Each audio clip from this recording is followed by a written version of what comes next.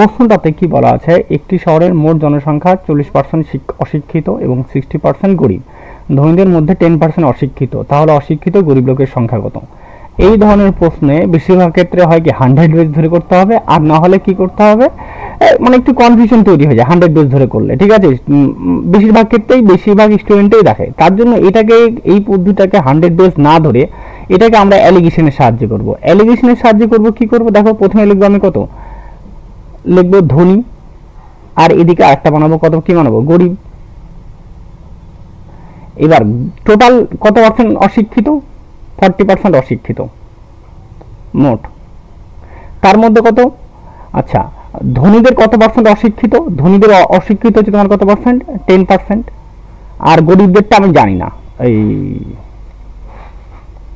গরিবদেরটা কি আমরা গরিবদেরটা জানি না, গরিবদেরটা আমাকে বার করতে বলছে, তাই না।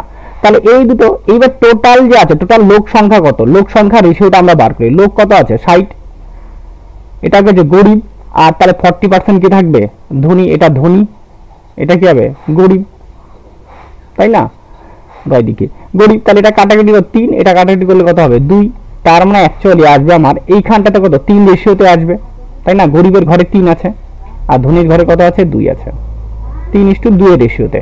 তাহলে এখানে বিয়োগ করলে কত হবে, এটা বিয়োগ করলে দেখো, এটা বিয়োগ করলে 30, তাই না, অর্থাৎ 3 মানে 30, মানে এটা 10 ভাগ করছে, বা এখান থেকে বলতে পারো এটা 10 গুণ করছে, তাহলে এদিক থেকে আমাকে কত গুণ করতে হবে, 10 গুণ করতে হবে, তাই না।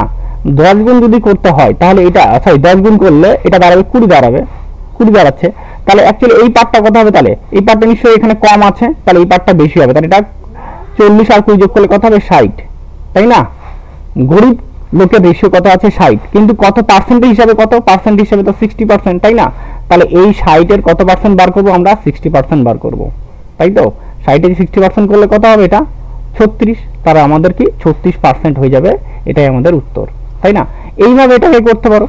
আর আরেকটাকে, এটাকে আরেকটু ভাবে করা যায়, যদি না এটাকে আমরা অ্যালিগেশন যদি না আগাই, তাই তো, অ্যালিগেশন না আগাই, এমনি কনসেপচুয়াল হিসেবে আগাই, কনসেপচুয়াল আগালে কি হবে, মোট জনসংখ্যা কত, মোট জনসংখ্যা আমাকে 100 ধরতে হবে, মোট জনসংখ্যা কত ধরতে হবে, এখানে 100 ধরতে হবে। এবার 100 এর মধ্যে কি আছে, দরিদ্র কত আছে, দরিদ্র বা গরিব বলতে পারি, গরিব কত আছে, গরিব তোমার 60% আছে, তাহলে ধনী কত পার্সেন্ট আছে, ধনী 40%। এবার এই 40% এর 10% কি আছে, অশিক্ষিত আছে, 40% এর 10% যদি অশিক্ষিত হয় তার মানে কতজন আছে, এটা অশিক্ষিত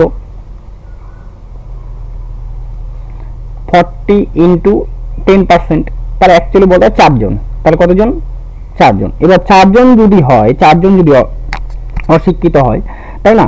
এইবার দেখো, তাহলে আমাকে কি বার করতে হবে, মোট জনসংখ্যার কতটা আবার অশিক্ষিত আছে সেটা আবার বার করতে হবে। মোট জনসংখ্যার 40% অশিক্ষিত, মোট জনসংখ্যার 40% অশিক্ষিত মানে কি, অ্যাকচুয়ালি 40%ই মানে 40 জনই হয়ে যাবে মোট জনসংখ্যার, তাই না। এবারে এই 40 জনের মধ্যে কত, 4 জন কি আছে, 4 জন তোমার কি আছে, ধনী আছে, তাই না।